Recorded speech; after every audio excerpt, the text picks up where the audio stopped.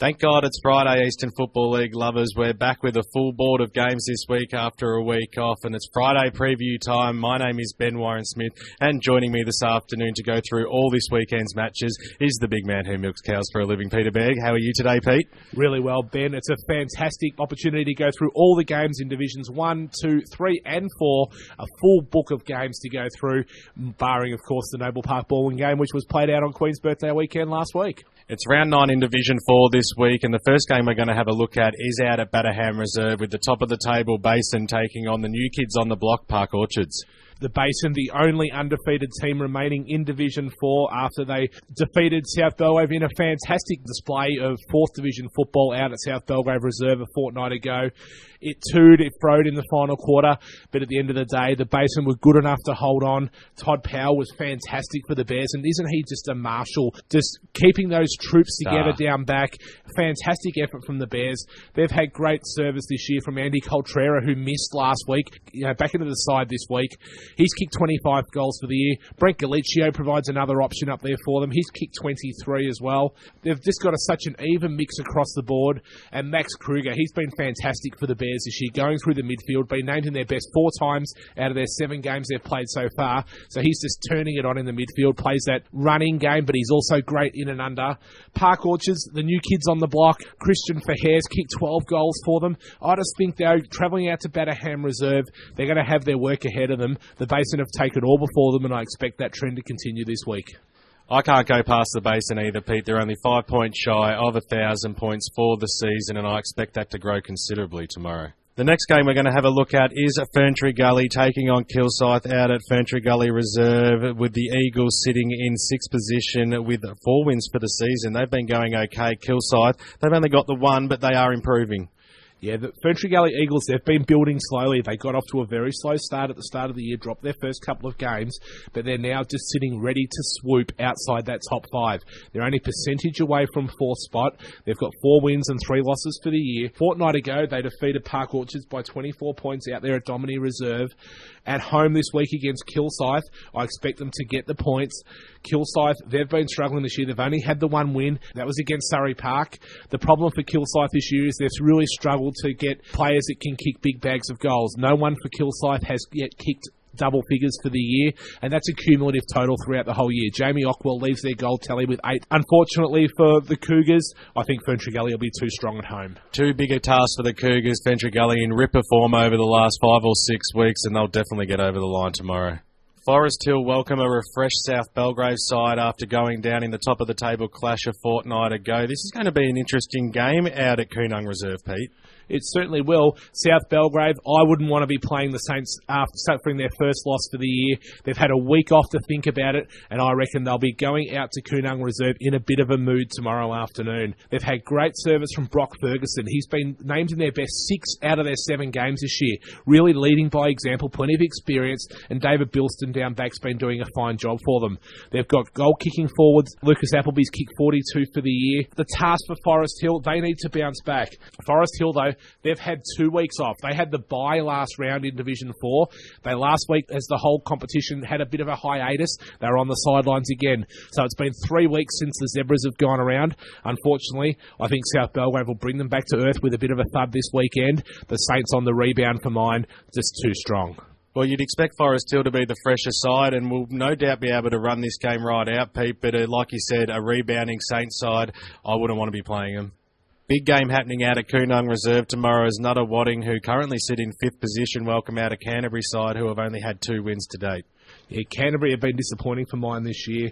They sit in 9th position on the ladder. They've only had the 2 wins, but Nutter Wadding have been a bit of a revelation. They're occupying that 5th spot on the border of that top 5 in Division 4 this year, and they'll want to stay there this week. This is a game they should win. Canterbury, I don't think will be able to match it with the Lions. Nutter Wadding, a fresh off a 42-point win against Kilsyth a fortnight ago. I think they'll keep that winning trend going and consolidate their spot in the top 4 with a win against Canterbury tomorrow afternoon.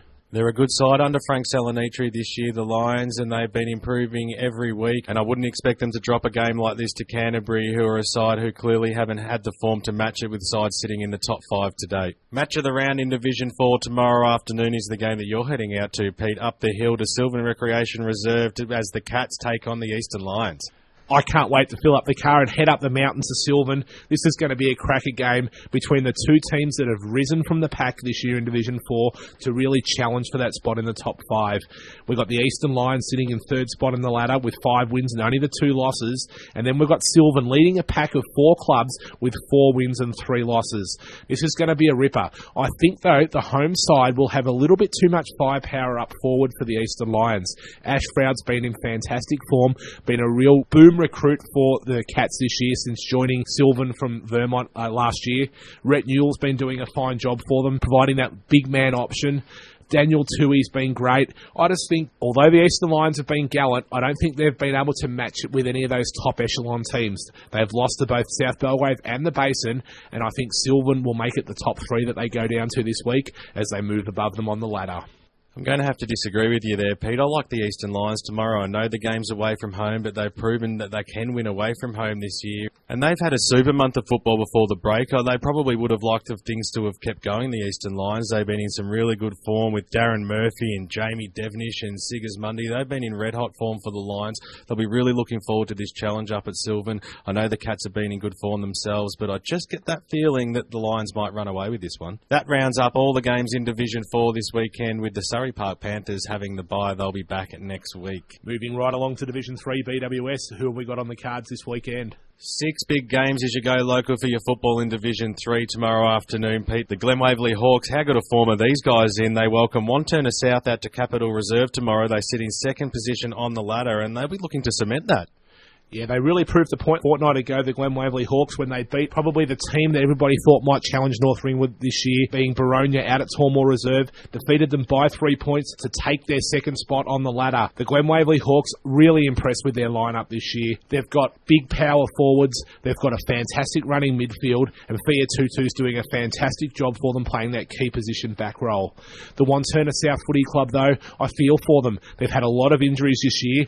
34 players BWS have worn the green and white for the Wanturna South Football Club in senior footy this year. That's a lot of players. They're an honest side, but unfortunately, I think the Glen Waverley Hawks are just in too red-hot a form at the moment. The week off would have just allowed them to freshen up a little bit. Mick Gall will have his boys primed out at Capital Reserve tomorrow afternoon, and they should defeat Wanturna South.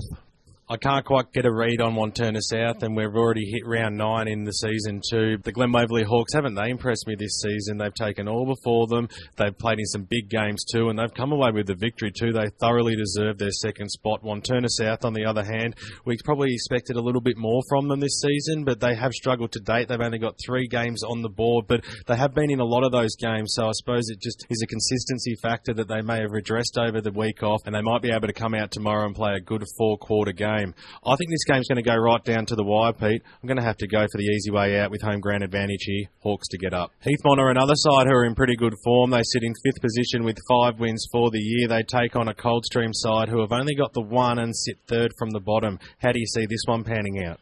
I don't know, I've just got a feeling about the Cougars this weekend. If any game in Division 3 has the potential to be an upset, I reckon this one's it. We all know Heathmont are a much better side when they play at home at H.E. Parker Reserve. I just worry about that they might be too reliant on Darren Sheen. He's such a big target up there for them. They go through him at all options. If Coldstream can limit the supply and shut Sheen out of the game, I reckon they might be able to surprise Heathmont. Coldstream, they've been fantastic this year without getting the results that they probably deserve. I've probably given the Cougars a bit of a hard time this year throughout the Friday preview. They've been in a lot of games. Unfortunately, they haven't been able to get the wins on the board. I reckon they might come out and surprise Heathmont. Heathmont have dropped from that top 3 position down to 5th spot on the ladder. They're only hanging on by their fingernails to the spot in the top 5. I reckon they're ripe for the picking. I'm going to tip Coldstream in an upset.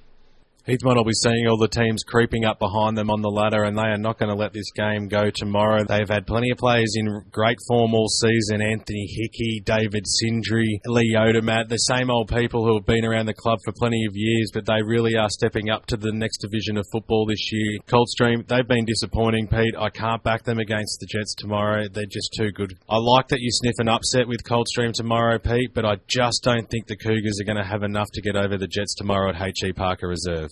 Big game out at Jubilee Park tomorrow as Ringwood take on Templestowe. This is going to be an interesting one, Pete. Yeah, Templestowe have been building. This is probably match of the round in Division 3 tomorrow afternoon. Templestowe have won 4 of their last 5 games. They've moved inside that top 5 in Division 3. They sit in 4th position on the ladder. The Dockers are just starting to gain some momentum. They had a fantastic win last week by 28 points over Chirnside Park. This week they come up against a Ringwood side who have seemed to get their act together since Josh Chewy's taken over as coach. I just don't believe Ringwood will be able to match the midfield of Templestowe. They've had guys like McGarmes, Resenless go through that middle, Eccles up forward starting to kick goals. I just think the Dockers, they should have too much and they should see Templestowe over the line. They took a little while to get going, Templestowe, but they really seem to have hit their straps, especially in the last month of football. Recruit this year, Alistair Quinn, has been just fantastic for the Dockers. And as you said, Pete, he's got plenty of support around him. I feel like I'm being a little bit harsh to Ringwood this year. I probably haven't picked them as many times as I should, and this is a home game for them. It's a big clash. But I just think Templestowe penciled this game in as a major step to what they want to achieve later on this year. I think they'll also be suited by the big ground out there at Jubilee Park. Their running midfield will have plenty of space, and they should get plenty of supply down to Eccles. We both agree. We think the Dockers will get up. It's nice to agree every now and again, Pete, as we move to the next game, and this is out at Quamby Reserve as North Ringwood, top of the table North Ringwood, undefeated for the season, take on Chirnside Park. How do you see this one going? If you've been hard on Ringwood, I think I've been a little bit hard on North Ringwood. I'm probably looking for them to have that loss. I don't think it's going to be this weekend, though. Chirnside Park, they struggled against Templestowe a fortnight ago, went down by 28 points. North Ringwood have done everything right. They're still sitting in that top position on the ladder. They're undefeated, 8-0. Josh Barrett's taken over that key mantle up forward for them, providing a target. They've got a fantastic midfield. Scott de Kaiser's doing really well. Jaden Van Unen's been a fantastic player for them this year. And who can forget Matty Weeks? He's been named in their best 5 times. Chirnside Park, they've been disappointing for mine. I thought they might have been challenging to play finals footy this year. Unfortunately, they currently sit in 8th position. They're only a game outside that top 5, but I reckon come 5 p.m. tomorrow afternoon, that margin will be stretched out to 2 because North Ringwood would have gotten the win. Chirnside Park have found themselves in more games than not in season 2012, and maybe their ladder position doesn't give them as much justice as they deserve. It doesn't get any easier for them tomorrow as they head out to Quamby, one of the hardest grounds to head out to. But players like Daniel London and James Moore and Kyle Harrison, they've been really good this year for the Panthers, and I think Chirnside Park have been putting together about 3 good quarters a game. They need to use the break of last week just to reassess what they need to do to be able to run these games out, but it's not going to start tomorrow. The Saints are going to get up in this one. Take 2 for Baronia out at Tormore Reserve as they welcome a Warrandyte side who'll be full of confidence after their first win for the year a fortnight ago. Yeah, I'm not sure whether Warrandyte will be able to keep that winning form going. They come up against a Baronia team who are on the rebound, having gone down to the Glen Waverley Hawks by a very narrow 3-point a fortnight ago. Warrandyte, as you said, they got their first win over Mitcham, so they'll be buoyed by that. Todd Holman's been fantastic for Warrandyte this year, as has Tom Appleby and their captain, Tommy Norton. For Baronia, though, it's a case of the 2 Jesses. They're the players I like for the Hawks this year. Jess Bolton and Jess Moore. They've added a dimension to the Hawks. They'll be filthy going down to the Glen Waverley Hawks and being knocked out of that top 2 position. I think they'll bounce back. They'll have a point to prove tomorrow afternoon at home at Tormore Reserve, and I think they'll dispose of Warrandyte quite comfortably.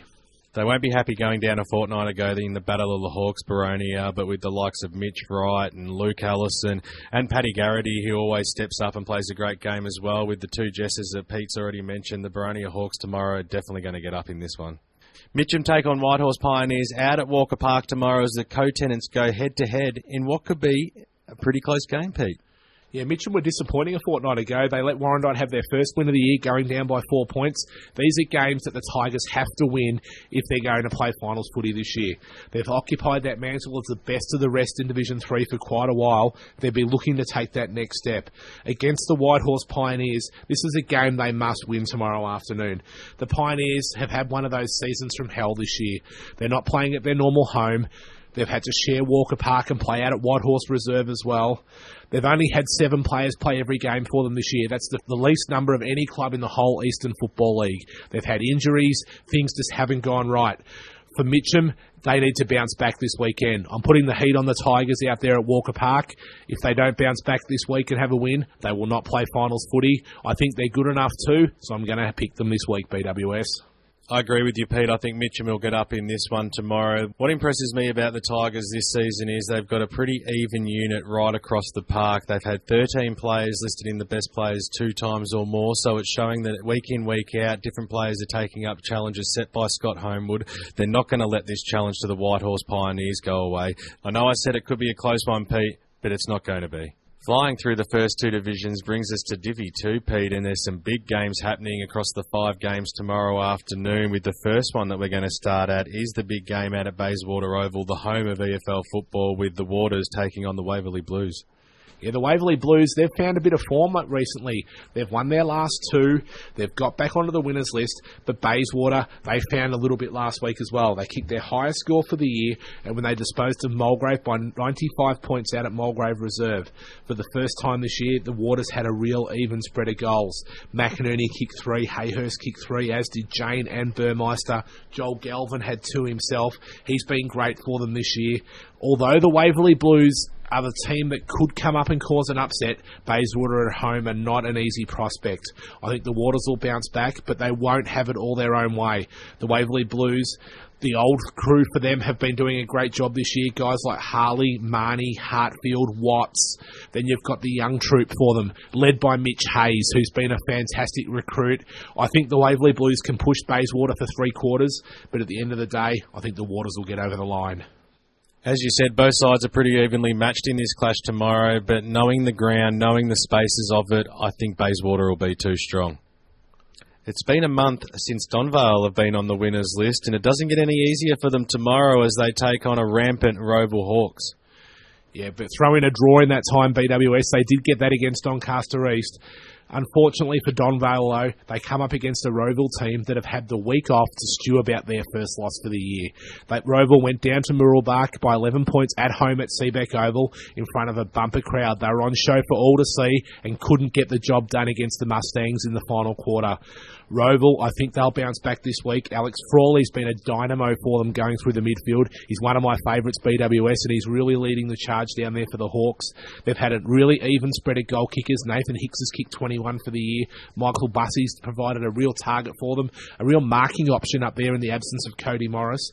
I think Roval will be too strong, and don't back against the Hawks scorned this weekend, as they'll be back on the winners list. They may have lost a fortnight ago, the Hawks, but that was against a real contender. They'll be livid losing that one at home. They've got the challenge of going away tomorrow afternoon against Donvale, who need a bit of form themselves. I think this is going to be a pretty close game, but the Hawks have got too much firepower, as you said, Pete, and expect them to return to the winners list. There's 2 other teams that sit alongside of Rover with 7 wins for the year, one being Murrelbach tomorrow. They are at home at Heights Reserve taking on a Mulgrave side who have struggled to get a win all year. Yeah, things look pretty rosy down there for Brett Fisher and his boys out at Heights Reserve. They finally defeated a contender last week in Roeville, having been beaten by Montrose a few weeks earlier. The Barkers, they must consider themselves challengers for the title now. They come up against Mulgrave this week, who have really struggled in Division 2 this year after coming down from Division 1. They've had the highest number of points kicked against them, and they've kicked the fewest, number 4. It's been a real battle for the Lions this year of Mulgrave. Unfortunately, Murrelbach are just gelling as a real well-oiled unit at the moment. Matty Polkinghorn's leading the charge through their midfield, and the big kid, Kide Talevsky, started to get back into some of that dynamic goal-kicking form we saw last year. He really took control of the game in the second half against Roval last week. Trent Giorgio was a rock for them at centre-half back. They've got the mix they need right across the board. I've spoken about their midfield before. It's just so dominant. Against Mulgrave, they'll have it all their own way, and I expect this one to be a bit of a blowout, BWS. The Barkers will get up quite easily. You've got to feel for Ryan James a little bit. It's his first season at coach at the Mulgrave Football Club, and they've really struggled. They've had a pretty big exodus of players. They've got a really young list, but no doubt they're building steps week by week to get themselves back on track, and the winning formula shouldn't be too far away, but it really doesn't get easy against a side like Murrelbach, especially at home tomorrow. They'll be fresh as a daisy. They'll be full of confidence after beating Roeville a fortnight ago. That was a big win for them. It was a step in the right direction, and I agree with you, Pete. The Mustangs will do this one easily. The third side with 7 wins for the season, and the one that sits on top of all of them, is the Montrose Football Club, and they take on an Upper Ferntree Gully side who went down to East Doncaster 2 weeks ago, and they'll be looking for a bit of revenge. Yeah, Montrose are just going from strength to strength, week in, week out, BWS. Last game, Billy Schilling chipped in with 8 goals, the biggest return of his for the year. They've just got such a well-oiled machine. We said that about Muralbach, but don't write off Montrose. They're the other big contender. Adam Cook's providing another option for them up there. We saw last year they went all the way through to the grand final, unfortunately fell at that last hurdle against Lilydale. They're building this year. Upper Ferntree Gully, they were touted as one of the teams that could move into the top 4 in Division 2 this year and perhaps challenge. To challenge, though, you need to beat the top teams on their turf. To be the best, you've got to beat the best. Unfortunately for Upper Ferntree Gully, they're coming up against one of the best this week in Montrose, and I don't think they'll get over the line. Montrose will just have too much class, too much firepower, too much strength, too much ability, and should record a comfortable win. They had one slip up early in the season, the Demons, but since that day, they are really impressing every side in Division 2, and everyone's standing up and taking notice. Dean Stevens been in great form. The coach, the playing coach, Brett Johnson, he's also been in great form. And, of course, Big Andrew Nee's come to the club this year. He's been great also. Upper Ferntree Gully had their chances against Doncaster East last week. To head away from home, to go up to Montrose, it's just going to get way too tough for them tomorrow. The D's will get up in this one. The last game we're going to have a look at in Division 2, Pete, is the big radio clash on 98.1 Radio Eastern from 1 p.m. tomorrow out at Zerby's Reserve, with the Lions taking on the Sharks in what is sure to be a great local derby. Certainly is. A local derby reignited. The last time these two clubs met was round 10, 2009. There is a trophy on the line for this game tomorrow, BWS. The Gregory King Cup, a cup which honours Doncaster's 200-game premiership player and life member Rod Gregory and long-time Doncaster East volunteer Doug King. I reckon that trophy will be staying with the Doncaster Football Club, though, this week, BWS.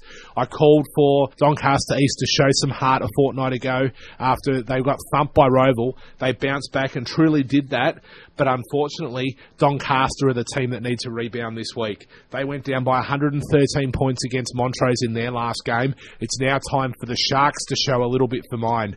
I just really like the year that Chris Anarkis is having through the middle for them. He's gotten dangerous up forward as well, kicked 12 goals for the year, and the two Schimmelbusch boys, Matthew and Troy, they've been fantastic as well. Ewan McKenzie, he's been dominant as well, and I don't think Doncaster East have a ruckman that can match him tomorrow afternoon. You'll be having a close look at this one as we call it live on 98.1 Radio Eastern FM. I just think the Sharks will get up and have a win out there at Zerby's Reserve. If form's anything to go by, Pete, I have to go for Doncaster East at home tomorrow. They really like playing on their home patch and playing against a local rival who they haven't come up against for a couple of years. Both sides would have been eyeing this clash for quite some time. I do agree they're going to struggle in the middle of the ground in the ruck department, going against Mackenzie, going against Jarvis. They seem to have been working in tandem quite well this year. But the smaller players in the East Doncaster Football Club, they're the quick ones. They're the ones that know the ground so well. They've had players like Tim Whitty do so well already this year. Jared Marshall's been in there, and of course the evergreen captain Lee Murphy's been in super form as he always is. I'd like Doncaster East in this game. They've got their mojo back in a good win against Upper Ferntree Gully a fortnight ago. They'll want to do it for the home crowds. Let's hope that they can do it for us boys on the radio team tomorrow. East Ringwood take on South Croydon for the Glen Mason Cup out at East Ringwood Reserve tomorrow afternoon, with the Roos sitting in 4th position with 4 wins. South Croydon only 2 wins to date. Yeah, two local neighbours. Their ground's only separated by 2.5 kilometres. There's going to be a fierce rivalry between the two clubs. East Ringwood, though, they've improved and they're a challenger this year. They've moved inside the top 5 now. They're currently sitting in 4th position. South Croydon, though, they've only had the 2 wins. They haven't been too bad this year so far, BWS. Trent Zoma's providing a bit of a target for them since he's come into the side, helping out guys like Michael Zippy King and James Crowell. I just think, though, the East Ringwood side, they're going to bandy together and try and rally around their injured coach, Bernie Deneen, who obviously suffered that season-ending knee injury a fortnight ago. I really feel for Bernie and his East Ringwood boys. It might really give them that impetus they need to try and drive for a position in that top 5. I think they'll go a step towards that this weekend when they knock off South Croydon at home. No doubt East Ringwood will be treating this game as a danger one. They won't want to take the Doggies lightly, who are definitely improvers in season 2012. I don't think they're going to have the firepower to take it up to East Ringwood, who have been in great form in the last month, and they deserve their spot in 4th position. Good game out at Knox Garden Reserves tomorrow, Pete, as Notts take on a Blackburn side who have hit their own form of late. They have. The thing about Knox, though, they've never beaten Blackburn since they've come up to Division 1. They're the only team that they haven't knocked off since they've made that big step up there. This could be the day for the Falcons. Blackburn, they disposed of Lilydale a fortnight ago by 33 points at home at Moreton Park, whereas Knox, they went down by 30 points to Vermont at home. So this is going to be a crunch game for Knox. If they want to play finals football, mind you, they're only a game outside that top 5. This is a game they need to win. The problem for Blackburn this year is kicking that winning score. Their leading goal kicker so far is Graham Johns, and I don't think he's that key forward type. So that's a bit of a concern for the coaching staff at Blackburn. I just think Johnny Knight had the week off. He joined us in special comments out at the Balwyn Noble Park game last weekend. He's had time to think about the Blackburn Football Club, and I reckon he'll have a plan to shut them down, limit their scoring, and kick a big enough score to record a win themselves. Knox for mine. Every game Knox has played in this season has proven to be a pretty tight affair, and I think it's going to go down the same path tomorrow afternoon. Home ground advantage is going to win me in this one, Pete, and I hope that they can kick a score over 100 points because I think that's what they're looking for. Vermont are starting to find their straps, and they head out to LSO tomorrow in a game that they would expect to take away, Pete. Yeah, the worry for Vermont, though, is Matt Gregg suffered a bit of an injury, won't play for the rest of the year. That takes away a bit of a target for them up forward. Lilydale, they rely heavily on Nathan O'Keefe this year. He's their leading goal kicker. In the game that he was able to kick a big bag earlier in the year against Scoresby, they got over the line and knocked off one of the top teams. This week, it's up to him again to take on that mantle as they take on Vermont out there. Vermont, they defeated Knox. They're starting to gain a bit of form. They're only percentage outside the top 5, and a win here would go a long way of moving them into that top bracket. I think they can do it. They should be too strong for Lilydale. Even though this game's out at the LSO BWS, I'm going to tip Vermont. Greg hasn't been overly dominant this season, and I think Vermont will have enough avenues to get around that problem for the rest of the season. They've been in good form, Pete, in the last few weeks, and they're really starting to make their charge. The Eagles are going to get this one. Well, Norwood cruised to victory at Ramland a fortnight ago, Pete, and tomorrow they take on the bottom of the ladder, Croydon. This could get ugly. Yeah, unfortunately for Croydon, after the events down there over the last fortnight, the last team they really want to come up against is a Norwood team who are just hitting their straps. Norwood defeated East Burwood out at East Burwood Reserve by 88 points to show that they can match it with the big boys in Division 1 this year. Things have gone from bad to worse for Croydon so far. Brett Chandler's departed the club now, and Angela Martin in his first game in Division 1 will come up against a Norwood team and really needs to try and find that spearhead and that focal point up forward. Damien Cupido is no longer at the club. Perhaps Brad Callagher might be the man he switches up forward to provide that option. No matter what he tries, I don't think they'll be able to match it with Norwood tomorrow afternoon. Norwood should cruise to victory out at Mullum Reserve and record quite impressive win. Norwood's conceded the fewest amount of points in Division 1 this season, and they thoroughly deserve to sit in third position on the ladder. They've had some pretty close games down at Mullum Reserve this season, but tomorrow I think it'll just be that little bit easier for them. They should do this easy. The last game we're going to have a look at on the Friday preview, Pete, is the game out at Scoresby Recreation Reserve between Scoresby and East Burwood. It's 5th versus 6th. How do you see this one going? Oh, how a month can change a lot of things in Division 1 this year, Ben Warren-Smith. A month ago, this would have been 1 versus 2. In that time, Scoresby have dropped 3 on the trot, and so have East Burwood. They now sit Scoresby in 6th spot. East Burwood are holding on to 5th. Only percentage separates them. Both teams looking to bounce back.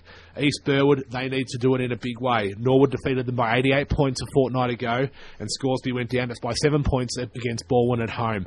Both these teams are severely out of form at the moment, but I think the forward line of Scoresby, coupled with their midfield, their forward line, you've got Kirby McCon and Chris Hogle down there. Their midfield, led by Parker and Krawczyk, are great. We know how good they can be. They've played in the last 2 Division 1 grand finals. I think they'll bounce back. East Burwood, they surprised a few people at the start of the year. Anthony Mariani led the goal kicking for a lot of the season. He's fallen off the pace a little bit. Their midfield, led by Marcus Carroll and Steve Henshaw, that was working really well at the start of the year. They've lost a little bit of form as well. East Burwood need to bounce back. I don't think they're going to be able to do it against Scoresby at home, though. The Magpies need this win, and I think they'll be more determined to get over the line, and they should record a win. East Baird were terrible a fortnight ago with only 5 goals on the board for the whole afternoon. That was 2 losses in a row for them after leading Noble Park the week before by a pretty decent margin at one point. So they need to find some form back, the Rams. It's not going to get easy for them heading out to Scoresby, who themselves aren't in the greatest of touch, but once again at home with that firepower, I think they just might get over the line. The Magpies in a close one. Well, that's all divisions and all games covered here on the Friday preview. I hope we did cover them all this week, Pete. Yeah, I'm pretty sure we haven't left any out like we did last week. Apologies for that. Make sure you tune in tomorrow afternoon from 1 p.m. for the big game out at Zerby's Reserve between Doncaster East and Doncaster. It's sure to be a great day out there, BWS. We should have this live streaming on our YouTube channel up and running again. So if you can't tune in to us on 98.1 Radio Eastern FM, you can always log into the EFL website, www.efl.org.au, and you'll see the live streaming there, the pictures and the commentary from all the boys out at Zerby's Reserve. Be sure to tune in to EFL Sunday from 10 a.m. on the 17th of June as we bring you the results from all 4 divisions, including reserves and Colts. Yeah, that would be this Sunday morning, BWS. And don't forget, when you head out to the football this weekend, as you go local for your footy, make sure you slip in those rainbow laces into your shoes. It is Zadie's round. Over 9,000 pairs of laces will be donned by supporters, players and officials of EFL clubs as we get on board and support the Zadie's Foundation and organ donation awareness. The Huddle will be back on Wednesday night between 6 and 7, talking about all the hot topics along with a great local segment with the footy club coming into the studio. Well, BWS, I think that's us done and dusted for another edition of the Friday Preview. Really enjoyed going through with it with you this afternoon, Pete. And as a wise man once said, stick a fork in us, we're done.